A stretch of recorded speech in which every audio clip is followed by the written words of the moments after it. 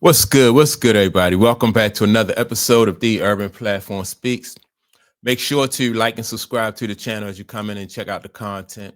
And with that being said, man, I wanna speak on YouTube, man. And I think it's over. I mean, not well, YouTube and ESPN, right?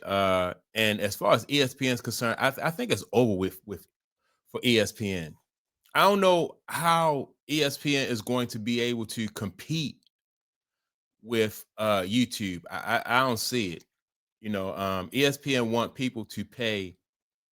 They want people to pay a subscription fee, right? Now,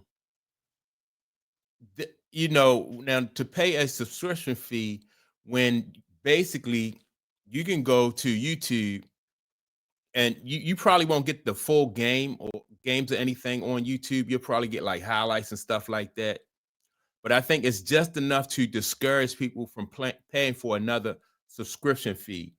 You have all these other subscriptions, like you got to subscribe to like movie channels. Then there's an NBC subscription, ABC, all this. And now the ESPN, they want you to subscribe, you know, and I think subscribing to these different channels has just become a headache for people. Number one, because it's so expensive. Like if you subscribe to a whole bunch of different channels, that can be uh really expensive. Like for instance, if you want to subscribe to just the basketball, just the NBA and the NFL, and over the course of a year, that's going to cost you over $2,000. That's just for those two sports, right? And just say like if you want to subscribe to like some other type of movie channel, Hulu, or what's another one? I don't know what these other movie channels and stuff though. But if you have Direct TV or Hulu or anything, man, you want to subscribe to, all that stuff adds up. So people are they've been looking for ways to save money and cut back anyway, especially in these times. It's getting harder economically for people to make ends meet, right? And ESPN, I think, is in big trouble. ESPN, as you know, is a part of Disney, and Disney stock has dropped like within the last 5 years. I think they've dropped like 46%, right? And that's crazy. That's almost half of what lost half of their value or their revenue and stuff like that. So that's going to be hard to recover from. And I personally think that even if people was to subscribe to ESPN, it probably wouldn't be enough to help them compete with YouTube. Everybody now is on YouTube, right? And I just don't see it. I don't see how they're going to be able to compete. So let me see right here. So ESPN, they say ESPN loses $30 million per month just on subscriptions alone. So people who are not subscribing, every time they have a poor month, they lose $30 million, right? And that's crazy. Let me see what else I got here. And another thing I think that's affecting ESPN is the fact that their channel is kind of falling off. And what I mean by falling off is like with the quality of their sports coverage and stuff like that. I just think it's falling off. They always seem like they're pushing an agenda, which I think is really hurting their network. And so now you have so many other people on ESPN who comes in who don't really want to push an agenda. They're just reacting to what they're saying as far as like the games. If they're covering basketball, you're getting their honest opinion about what they're thinking about basketball. If they're talking about football, then you're getting their honest opinion about what they feel about the football. You don't have to worry about somebody just pushing an agenda or anything, or coming with different comments and stuff, that statements that they can't really back up. The statements are basically on how they feel, but they're not coming with anything where as though they feel like they can back these statements up. Yeah, so like I said, I don't really feel or I don't see how ESPN can survive this. It's just a sign of the times. Like just like when back in the day when they had those 8-track players, with the music and stuff on it. It was 8 tracks.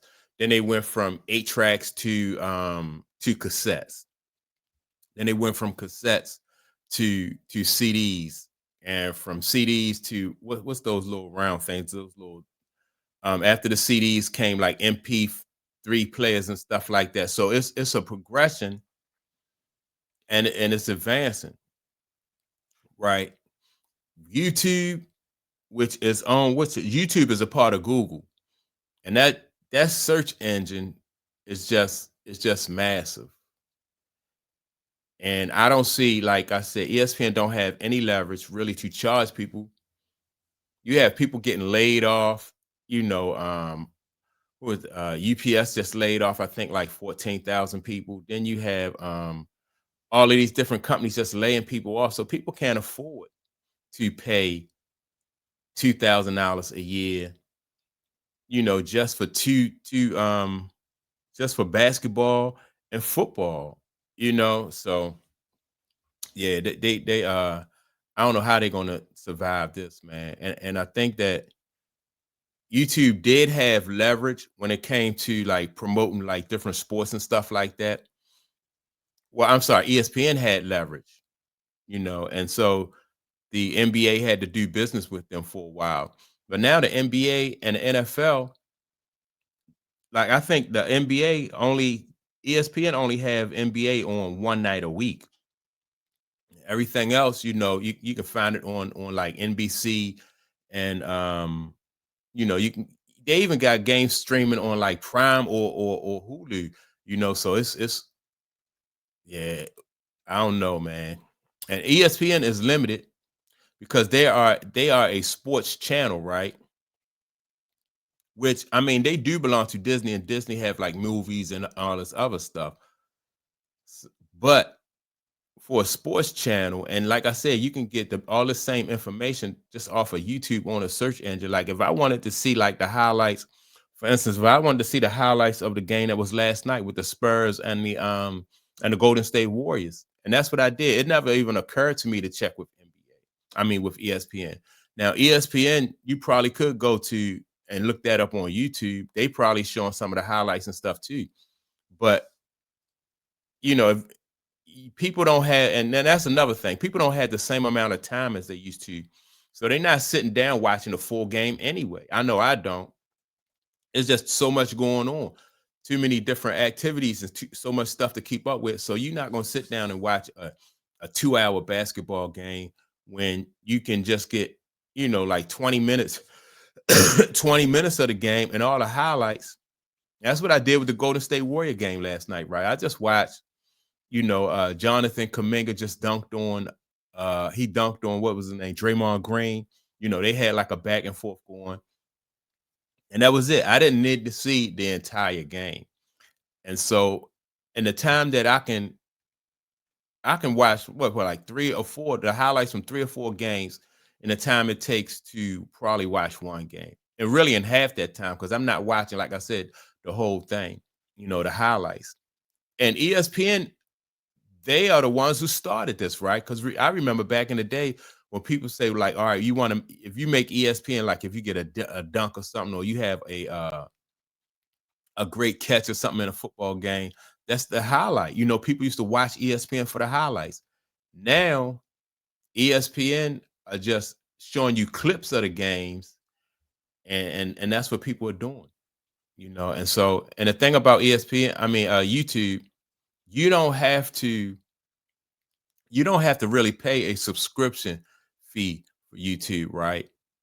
The advertisers and the sponsors basically support that platform. So yeah, man, I don't know how ESPN is going to how they're going to bounce back from this, or how they're going to recover from this, man. Like it's going from one, like I said, going from 8 tracks to cassettes, and then from cassettes to CDs, man. It's just, it's just part of the just come with the territory. So I'll be interested to see, like I said, how ESPN bounce back from this. Now I will say that the thing about what's the guy name? This guy on the screen here, Pat McAfee. He is in a good position, right? Because his platform was built on YouTube, and he has a large YouTube, following.